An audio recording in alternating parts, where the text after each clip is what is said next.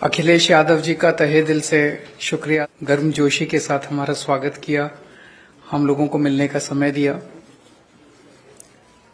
अभी उनके साथ काफी लंबी बातचीत हुई। बातचीत का विषय आप लोग जानते ही हैं कि दिल्ली के लोगों ने बहुत लंबा संघर्ष करके, दिल्ली के लोग वोट डालते हैं, वोट डाल के एक सरकार चुनते हैं और उम्मीद करते हैं कि वो सरकार उनके सपनों को, उनकी जरूरतों को पूरा करेगी। और यही हमारा संविधान कहता है, यही भारतीय जनतंत्र है। लेकिन 2015 में जब हमारी सरकार बनी थी दिल्ली में,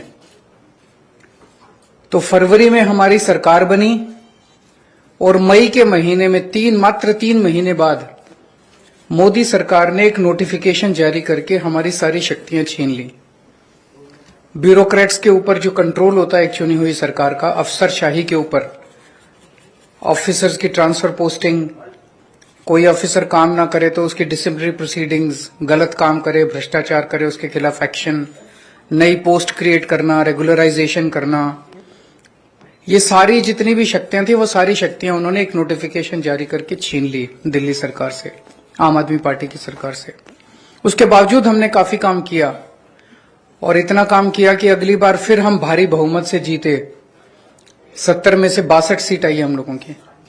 लेकिन 8 साल की कोर्ट कचहरी की लड़ाई के बाद 11 मई को सुप्रीम कोर्ट की संविधान पीठ ने, कॉन्स्टिट्यूशन बेंच ने 5-0 से फैसला दिया कि सारी शक्तियां चुनी हुई सरकार के पास होनी चाहिए। अगर चुनी हुई सरकार के पास अफसरशाही पे कंट्रोल करने की शक्तियां नहीं होंगी तो वो सरकार काम नहीं कर सकती, चुनी हुई सरकार काम नहीं कर सकती, और ये संविधान के खिलाफ है। बहुत क्लियर ऑर्डर था, स्ट्रांग ऑर्डर था। हमें अपना अधिकार, दिल्ली के लोगों को अपना अधिकार पाने में 8 साल लग गए, लेकिन मोदी जी को 8 दिन लगे।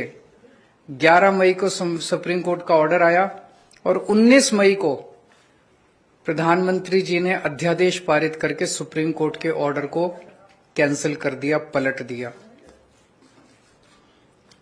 19 मई को क्यों किया? 19 मई की शाम को 5 बजे सुप्रीम कोर्ट बंद हो गया, वेकेशन हो गई सुप्रीम कोर्ट की। 5 बजे वेकेशन हुई, रात को 10 बजे रात के अंधेरे में मोदी सरकार ने अध्यादेश जारी करके सुप्रीम कोर्ट का ऑर्डर कैंसिल कर दिया। यही दिखाता है कि उनके दिल में काला था। अगर वो 2 दिन पहले सुप्रीम कोर्ट का वो अध्यादेश जारी करते, हम सुप्रीम कोर्ट से जाके स्टे ले आते।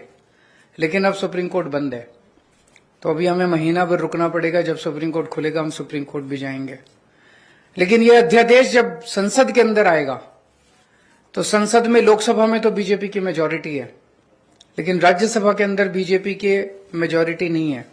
238 में से 93 केवल बीजेपी के हैं। तो अगर सारी नॉन बीजेपी पार्टियां मिल जाएं तो इस अध्यादेश को हराया जा सकता है, इसे गिराया जा सकता है। और अगर ये अध्यादेश गिर गया तो आप ये मान के चलिए कि 2024 का सेमीफाइनल हो जाएगा। राज्यसभा के अंदर अगर इनका अध्यादेश बिल नहीं बन पाता और हार जाता है, पूरे देश में बहुत स्ट्रांग मैसेज जाएगा कि मोदी सरकार दोबारा नहीं आ रही है।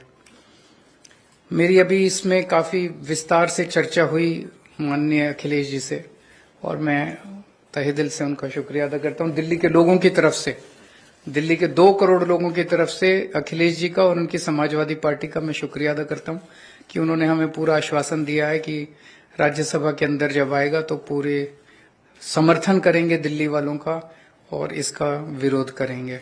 मैं अब अखिलेश जी से रिक्वेस्ट करूंगा कि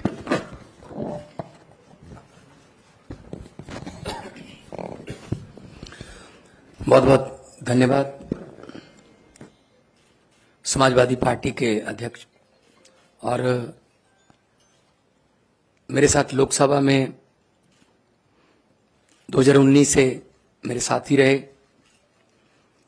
अखिलेश यादव जी, उनकी पार्टी के विधायकगण, आम आदमी पार्टी के नेशनल कन्वीनर और दिल्ली के मुख्यमंत्री अरविंद केजरीवाल जी, राज्यसभा में आम आदमी पार्टी के सांसद भाई संजय सिंह जी और एजुकेशन मिनिस्टर दिल्ली के आतिशी जी, और आप सब पत्रकार और मीडिया के जितने भी प्रतिनिधि हैं, जैसा कि अरविंद जी ने कहा, ये लड़ाई सिर्फ दिल्ली के लोगों की नहीं है, ये लड़ाई 140 करोड़ लोगों के अधिकारों को बचाने की है।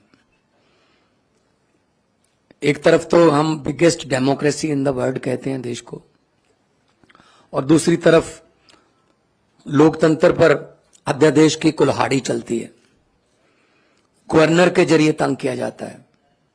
अगर इनकी सरकार बीजेपी की किसी राज्य में, ये लोकतंत्र कहां गया? अभी अमेरिका के जो व्हाइट हाउस के एक बुला रहे थे, वो कह रहे थे भारत में लोकतंत्र जीवित है।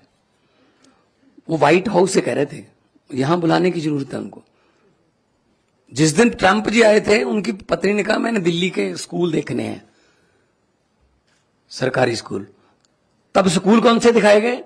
केजरीवाल वाले, एमसीडी वाले नहीं दिखाए गए, क्योंकि उनको पता था क्या हालचाल। तो ऐसे मतलब आप सबको साथ लेके चलिए, सबका साथ सबका विकास। जो जहां चुना गया है उसकी साथ दो। सेंट्रल सरकार के पास शक्तियां हैं, वो राज्यों के अधिकार क्यों छीन रहे हैं? हमारा आरडीएफ का पैसा नहीं दिया अभी तक, हमारा जीएसटी रोक रखा है अभी तक, हमारा नेशनल हेल्थ मिशन का पैसा रोक लेते हैं। हम ये पैसे नहीं देंगे, ये नहीं देंगे, ये नहीं देंगे। ये सरकारें चलती हैं ऐसे क्या? तो ये बहुत ही फेडरल स्ट्रक्चर के लिए बहुत खतरनाक है। और समाजवादी पार्टी आंदोलन से, जेपी आंदोलन से निकले हुए नेता इसमें हैं, और उन्होंने तो बहुत संकट देखे हैं देश पर। तो आज जिस गर्मजोशी से और जिस जो शिद्दत से हमें सम्मान दिया, अखिलेश जी ने हमें इज्जत दी, उसके लिए आप बहुत आभारी हैं। और हमें उम्मीद है कि लोकतंत्र की जो लड़ाई लड़ने के लिए हम इनका साथ लेने के लिए आए हैं, उस लड़ाई में हमारा साथ देंगे।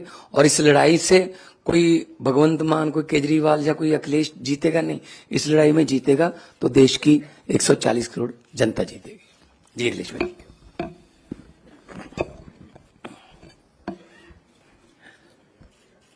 दिल्ली के मुख्यमंत्री अरविंद केजरीवाल जी, पंजाब के मुख्यमंत्री मान साहब, मैं सबसे पहले उनका स्वागत करता हूं और उनका धन्यवाद और आभार भी प्रकट करता हूं। मैं उनको भरोसा दिलाता हूं कि दिल्ली का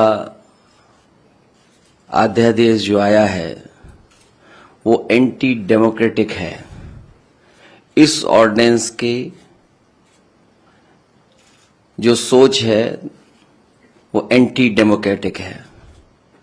मैं आपको भरोसा दिलाता हूं कि समाजवादी पार्टी का पूरा साथ आपके साथ है।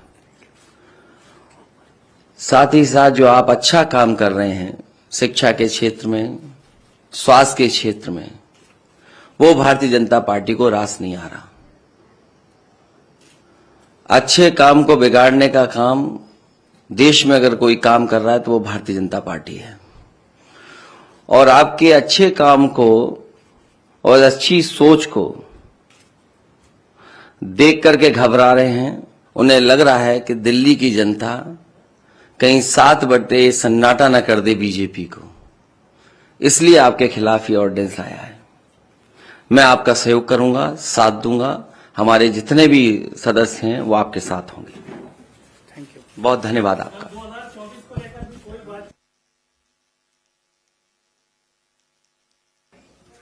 आज उसके बारे में कोई बातचीत नहीं हुई। आज हमारे इस अध्यादेश के बारे में बातचीत हुई। बाकी हम सब लोग साथ हैं। देश को बचाने के लिए हम सब लोगों को मिलकर जो भी करना पड़ेगा हम सब